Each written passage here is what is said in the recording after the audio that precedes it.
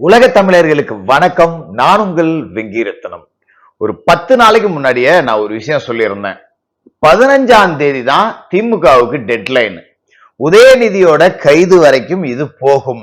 இதுக்கான வேலைகள் எல்லாமே நடந்துகிட்டு இருக்கு அப்படிங்கிறத நான் சொல்லியிருந்தேன். இன்னைக்கு தமிழக முதல்வர் விஜய் அவர்கள் நிதி ஆயோக் கூட்டத்துல கலந்துக்கிறதுக்காக டெல்லி போயிருக்காரு. 3 நாள் ப்ரோக்ராம். இன்னைக்கு தேதி என்ன ஆச்சு? இன்னையில இருந்து 3 நாள், எப்படியும் 14ஆம் தேதி தான் அவர் வருவாரு. 15ஆம் தேதி கவுண்ட் டவுன் ஸ்டார்ட் அப்படிங்கிறத நாம 10 நாளைக்கு முன்னாடியே சொல்லியிருந்தோம். அதற்கான முன்னோட்டம் அப்படிங்கிறது இன்னைக்கு ஒண்ணு நடந்திருக்கு. இதையும் நான் வேறு விதமா விமர்சிச்சும் பேசியிருந்தேன். பிரபல ஆபாச யூடியூபர், இவனுக்கு அப்படிதான் பேர் வைக்கணும். இவனை யூடியூபர்னோ பத்திரிகையாளர்னோ ஊர்ல உள்ளவங்க சொல்லிக்கிட்டோம், நான் சொல்ல மாட்டேன். முக்தார், இவனை கைது செய்யாம இவனுக்கு முன்ஜாமீன் கிடைக்கிற வரைக்கும் இவனை அரெஸ்ட் பண்ண கூடாது அப்படின்னு சொல்லிட்டு கூட்டணி கட்சி தலைவரான திருமாவளவன் பிரஷர் கொடுத்துட்டு இருக்காரு. முக்தாரையே கைது செய்யல அப்படின்னா நீங்க மத்தவங்களை எப்படி கைது செய்வீங்க? முக்தாரை கைது செய்யுங்க, மனசார இந்த 15ஆம் தேதி ப்ரோக்ராம நீங்க எக்ஸிக்யூட் பண்ணுவீங்கன்னு நம்புறோம் அப்படிங்கறதையும் நாம பேசியிருந்தோம். Salute salute salute salute. பிரபல ஆபாச யூடியூபர் முக்தார் ஓடி ஒளிந்து புறமுதுகிட்டு ஓடி கர்நாடகாவில் பதுங்கி இருந்த போது தட்டி தூக்கப்பட்டான். ஏன் நான் கொஞ்சம் கூட மரியாதை இல்லாம ஒரு இவன் அவன் இவன் அப்படின்னு பேசுறேன்னா, சில பேருக்கு அப்படிதான் பேசணும். இவனுக்கெல்லாம் என்ன மரியாதை வேண்டி கிடக்கு. இவன் அதிகபட்சமா பேசின வீடியோக்கள் என்ன அப்படின்னு பாத்தீங்கன்னா, இவங்கிட்ட ஒரு 4 கான்செப்ட் இருக்கு. வெறும் 4 தான். 1, சவுக்கு சங்கருக்கு எய்ட்ஸ். 2, சீமான் விஜயலட்சுமியின் களியாட்டங்கள். 3, பிஜேபி அண்ணாமலையின் களியாட்டங்கள். அவர் ஹனி டிராப் பண்ணி வீடியோ எடுக்கிறார், மிரட்டுறார். இதுதான். இப்ப என்ன நடந்துச்சுன்னா, பிரபல கார் பந்தய வீராங்கனையும் பிஜேபி ஆதரவாளருமான அலிசா அப்துல்லா, அவரும் ஒரு இஸ்லாமிய சமூகத்தை சேர்ந்தவர் தான். அவருக்கு சமீபத்துல இரட்டை குழந்தைகள் பிறந்தது.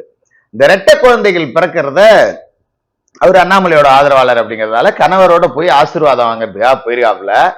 இந்த திருச்சி சூர்யா சிவா புஷ்பா புருஷர் பையன் அப்படிதான் எடுத்துக்கணும். அப்புறம் நான் எதனா சொல்றேன், அப்புறம் அவங்க பேசும்போது நம்ம பேசினதாயிடும். அதனால அந்த வார்த்தையை ஸ்கிப் பண்ணிடுவோம். பிரபல புஷ்பா கிட்ட அடி வாங்கினார்ல சிவா, அவரோட பையன் சூர்யா சிவா.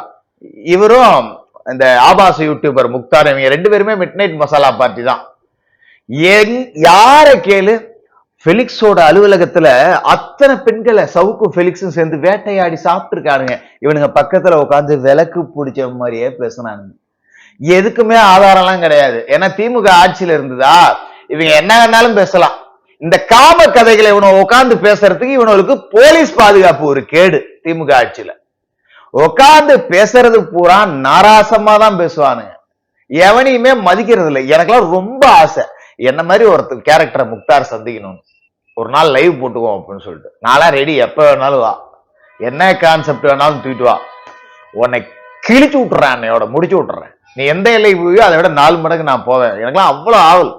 இப்ப வரட்டும், நம்மளே போய் அப்ரோச் பண்ணி பார்ப்போம். என்ன தலைவா, ஒரு மீட்டிங் வரியா, லைவ் போடுவோமா? இந்த வெட்டுற ஓட்டுற எல்லாம் இல்ல, வா நீ லைவ் பேசு, நானும் லைவ்ல போடுவோம், என்ன சொல்ற அப்படின்னு கேட்டு விட்டுறோம்.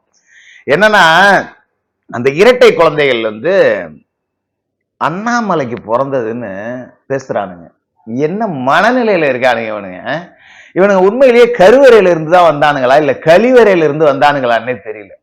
அவ்வளவு கேவலமான பேச்சு. இப்ப சூர்யா சிவாவை தூக்கி போட்டு மீச்சாச்சு, வேலை முடிஞ்சிச்சு, தம்பி உள்ள இருக்காப்புல, பெயில் இன்னும் கிடைக்கல.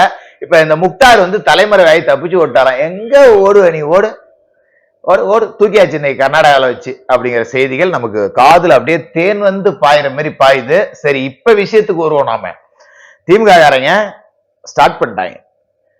பத்திரிகை சுதந்திரத்தின் மீதான கொடூர தாக்குதல், கருத்து சுதந்திரத்தின் குரல்களை நெரிக்கப்பட்டது. ஏண்டா சவுக்கு சங்கரை நீங்க பண்ணாத சித்திரவதையாடா? சாவித்திரி கண்ணனை நீங்க கைது செய்யல? எப்பாப்பா, வாராய்க்கு நீங்க கொடுக்காத தொந்தரவா? சவுக்கு சங்கருக்கு நீங்க கொடுக்காத தொந்தரவா? எத்தனை குண்டாசு ஒரே வருஷத்துல 3 குண்டாசு போட்ட வரலாறு இருக்காடா? நீங்களா கருத்து சுதந்திரத்தின் காவல்காரர்கள்னு இப்ப எங்க காதுல நொட்டிட்டு இருக்கீங்க. சவுக்க அடிச்சு கைய உடைக்கணும். அவன்லாம் கைய உடைச்சதோட விட்டுருக்க கூடாதா? காலை உடைச்சிருக்கணும். அவன்லாம் ஜெயிலே வச்சு போட்டுருணும்டா. சவுக்கு பையெல்லாம் வெளியிலேயே வரக்கூடாதா? அவனுக்கு என்னடா அவ்வளவு திமுரு? கைய உடைச்சதோட விட்டாங்க. நம்ம தளபதி சரியில்லைங்க. அவெல்லாம் அடிச்சு கை கால உடைச்சதோட உறவிடாங்க. அவெல்லாம் ஜெயிலே வச்சு முடிச்சு விட்டுருங்க. இப்படிதான் திமுக பூரா பதிவு போட்டான். இப்ப என்னன்னா, ஐயோ முக்தார் இப்படி சித்திரவதை பண்றாங்களே, கருத்து சுதந்திரம் போகுது. ஏடா உங்களுக்கு வந்தா ரத்தம், அடுத்தவங்களுக்கு வந்தா தக்காளி சட்னியாடாப்பா? கொஞ்ச நெஞ்ச சித்திரவதையா பண்ணீங்க? எத்தனை பேர் மேல வழக்கு போட்டீங்க? ஒரு மீம்ஸ் போட்டதுக்கெல்லாம் கேஸ போட்டு உள்ள அடைச்சிங்க. இவன் பச்சையா பேசியிருக்கான். உங்க வீட்டுல ஒரு பிள்ளை குழந்தைய தூக்கிட்டு ஆசீர்வாதம் வாங்க வருது, அதை பத்தி இப்படி பேசியிருந்தானா உங்களால ஏத்துக்க முடியுமா? அதாவது சவுக்கு ஒரே ஒரு வார்த்தை தான் சொன்னாரு, உடனே பெண் காவலர்களை இழிவாக பேசினார்கள்னு ஒரே ஒரு குற்றச்சாட்டுக்கு 17 வழக்குகள். நான் சவுக்குக்கு சப்போர்ட் பண்ணல. நேத்து சவுக்கு சங்கர் பேசினதெல்லாம் எனக்கு நிறைய மாற்று கருத்து இருக்கு. நான் பதிலுக்கு பேசிடுவேன், பழக்க வழக்கம் வேணாம், அப்படியே கொஞ்சம் சாப்பிட்டா போவோம். மறுபடியும் இந்த பிரச்சனை வந்ததுன்னா பேசிக்கோன்னு கடந்து போறேன். நம்மளே நிறைய ஆதரவு தெரிவிச்சிருக்கோம், நம்மளே எதிர்த்து பேசக்கூடாது அப்படிங்கிறது. சில விஷயங்களை அவரும் நேரில் உட்காந்து வேண்டாம் விட்டுருங்க, ரைட், அந்த சப்ஜெக்ட் இன்னொரு நாளைக்கு பேசிக்கும். ஆனா அன்னைக்கு அவருக்கு நடந்தது கொடூரம். இவனுக்கு அன்னைக்கு போலீஸ் பாதுகாப்புல பிட்டு கதை பேசிட்டு உட்காந்துருந்தானுங்க 2 பேரும். இன்னைக்கு இவன் கைது செய்யப்பட்டிருக்கான் அப்படிங்கிறப்ப நம்மளால கெக்க புக்கேன்னு சிரிக்காம இருக்க முடியல. அதுதான் உண்மை. இவனெல்லாம் விட்டுறாதீங்க ஐயா, தயவு செய்து சொல்றேன். இந்த பாத்ரூம்ல விழுந்து கை கால் உடையிறது அப்படிங்கறதெல்லாம் நான் நம்பக்கூடிய ஆள் கிடையாது. அதெல்லாம் போலீஸார் திட்டமிட்டு உடைக்கிறாங்க. ஜட்ஜிங்களும் அதை பத்தி கேட்க மாட்டாங்க. எத்தனையோ என்கவுண்டர்களுக்கு ஒரே கதை தான் எழுதுவாங்க. அவன் ஆயுதத்தை எடுத்து தாக்க வந்தா நாங்க தற்காப்புக்காக சுட்டோம், அவன் செத்துட்டான்னு. இதெல்லாம் ஜட்ஜஸுக்கும் தெரியும். இது ஒரு சிஸ்டம், என்ன பண்ணி தொலைறது? யாரையும் கேள்வி எழுப்ப போறதே கிடையாது. தெரியுதோ தெரியலையோ இந்த சந்தேகமாவது வரணுமா இல்லையா? என்ன எல்லா என்கவுண்டர்லயும் ஒரே ஸ்கிரிப்டா இருக்கு. என்ன பாத்ரூம், போலீஸ் ஸ்டேஷன் பாத்ரூம்ல என்னைக்கோ ஒரு நாள் வர்ற அக்யூஸ்ட் வலிக்கு விட்டு விழுந்து போறான். டெய்லி போலீஸ் ஸ்டேஷனுக்கு போற அக்யூஸ்ட், போலீஸ் ஸ்டேஷன்ல இருக்க பாத்ரூம் போற போலீஸ் யாரும் வலிக்கு விழுலையே? யாராவது கேட்டிருக்காங்களா? பாத்ரூமுக்கு போனா வலிக்கு விட்டு விழுந்தான். எப்பா நீ 10 வருஷமா அதே செஷன்ல அதே பாத்ரூம்ல நீ போயிட்டு இருக்க, ஏட்டையா நீ ஏட்டையா வலிக்கு உள்ள அப்படின்னு கேட்கறாங்களா? கேட்க மாட்டாங்க. அவங்களுக்கே தெரியும். இதெல்லாம் நான் ஆதரிக்கக்கூடியவனும் கிடையாது. பட் இந்த முக்தார் மாதிரி ஆளை கண்கூடா நான் அப்படி பார்க்கணும்னு ஆசைப்படுறேன். ஏன்னா இந்த பையன் நிதிஷ் சின்னோண்டு பையன், இப்பதான் வேலைக்கு வந்தான். அவனை காலை உடைக்க ட்ரை பண்ணியிருக்காங்க.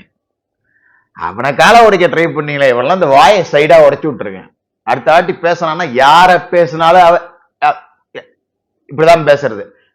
அவனா இனிமே அடுத்த வாட்டி பேசினானா நான் உருவ கேள்வி பண்றேன்னு தப்பா நினைச்சுக்காங்க. அடுத்த வாட்டி சூர்யா சிவாவோட பேட்டி எடுத்தேன்னா, இன்று நம்மோடு நின்றிருப்பார் திருச்சி சூர்யா அவர்கள், வணக்கம் சூர்யா சார், நல்லா இருக்கா, இப்படிதான் அவெல்லாம் பேசணும். அச்சு விட்டுருங்க. என்ன கொழுப்பு பாத்துங்க இவங்களுக்கெல்லாம். ஊர்ல போற வர்ற எல்லா பொம்பளைங்களையும் அவுசாரின்னு பேசுறது. அப்ப இவங்க என்னத்த சொல்றது? ஆத்தா கூட கோத்தான் தான் கூப்பிடுவானுங்க போல இருக்கு. பெத்த ஆத்தா கூட கோத்தா சோறு பொறி அப்படின்னு தான் கேட்பானுங்க போல இருக்கு. இந்த மாதிரி மனநிலையில உள்ளவர்களை கைது செய்ததற்கு மனமார்ந்த பாராட்டுகள். 15ஆம் தேதிக்கு மேல கைது படலம் அப்படிங்கறது தொடங்கும். முதல் கைது செந்தில் பாலாஜி தான். இன்னைக்கு நான் சொல்றேன், எழுதி வச்சீங்க. முதல் கைது செந்தில் பாலாஜி தான். திமுகவோட அடி செந்தில் பாலாஜி தான். அதே மாதிரி உதயநிதியோட மொத்த நெட்வொர்க்கும் இதுல சிக்கும். டாஸ்மாக் கேஸ்ல இடி வரும், சிபிஐ வரும், நார்காட்டிக் விங்ஸ் வரும், எல்லாம் வரும். அரெஸ்ட் பண்ணாமலாம் விட மாட்டாங்க. பிஜேபி கூட அண்டர் டீலிங் போட்டாங்க திமுக காரங்க, அப்படிலாம் கிடையாது. பிஜேபியோட எண்ணம் கலகங்கள் இல்லாத தமிழ்நாடு தான். திமுகவையும் அதிமுகவையும் அழிக்கணுங்கிறதுக்காக எந்த எல்லைக்கும் பிஜேபி போறதுக்கு தயாரா இருக்காங்க. பட் அதுக்காக பொய் வழக்கு அப்படிலாம் போய் அரெஸ்ட் பண்ணாங்க அப்படின்னா நம்மளே எதிர்த்து பேசுவோம். ஆனா செந்தில் பாலாஜி கேஸ், டாஸ்மாக் கேஸ் எல்லாம் உண்மை தானே, அதையும் சேர்த்து அரெஸ்ட் பண்ணுங்க. கொண்டாடி தீக்கிறோம், பட்டாசு வெடிச்சு கொண்டாட தயாரா இருக்கோம். தொடர்ந்து பேசுவோம்.